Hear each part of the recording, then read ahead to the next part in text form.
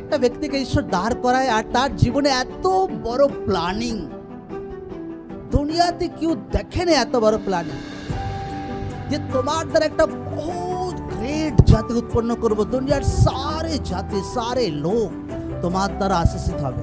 ঈশ্বর আব্রাহামকে বলছে যে তোমার দ্বারা সব জাতি আশীর্বাদ হবে, দুনিয়াতে সারে জাতি, हर कुल, हर एक लोग তোমার দ্বারা উদ্ধারকে দেখতে পাবে, তোমার দ্বারা ব্লেসড হবে। কারণ ফার্স্ট টাইপের যে বিলিভার আছে, আপনাকে একটা জিনিস জানতে হবে, আপনাকে চট জলদি করলে হবে, ফটাফট করলে হবে না।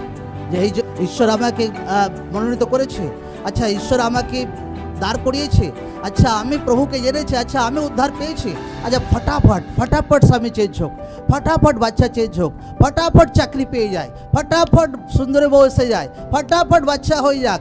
কারণ ঈশ্বর যখনই চিন্তা করে আপনার অনেক দূর পর্যন্ত চিন্তা করে।